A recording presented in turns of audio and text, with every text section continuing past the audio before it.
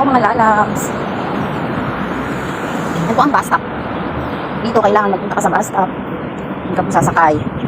At pagka nalate ka ng bus, kahit nasa pinto ka na, pag oras na po ng alis niya, aalis na siya talaga. Hindi ka na po niya isasakay. Hindi niya na po i-open yung pinto. Meron po kasi silang oras. Init po mga lalabs. Ayan na po ang bus mga lalabs. Ayan, at nakasakay na nga po ako. Ayan, magbibideo po ako habang papunta sa aking work para na din kayong kasama ko papasok.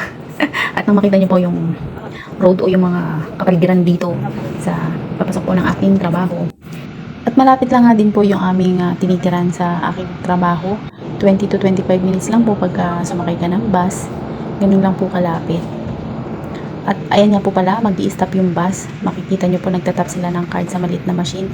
Yun po yung bayad sa bus. Pagsakay po at pagbaba ng bus, itatap lang yung card. Yun na po yung pinaka bayad sa bus. Iloloadan lang din po yung card na yan para monthly or everyday kung gusto mo, depende po sa iloload nyo. Ayan po, at nakita nyo may pindutan nakalagay stop. Pinipindot lang po yun pag po kayo ay pababa na. Tulad po nyan, bababa na po ako ng bus. So hindi ko po na video yung pagpindot ko. Tsaka every basta po, umi-stop naman po talaga yung bus. Kasi po may bumababa at may sumasakay. Ang init po! Ayan po, naglalakad pa po ako papunta sa aking work. Ayan. Medyo mainit po, humid, kahit hindi gano'n ng katrika ng araw, pero napakainit po. Ang sakit po sa balat mga lalabs. Kaya po minsan napapatakbo ako kasi sobrang init po. Ayan po, makikita yung salamin para siyang malamig pero mainit po, nagmamoist po siya. Ayan, pupunta po ako ng second floor. Sa second floor po ako naka-assign. Doon po ako naka-duty. Naman po ang aking office.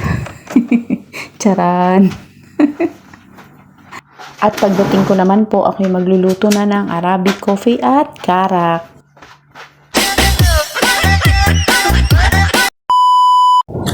Hello mga lalabs, kain tayo. Pancit. At saka brown bread, at saka fresh juice, orange. Wala ako pang kanin.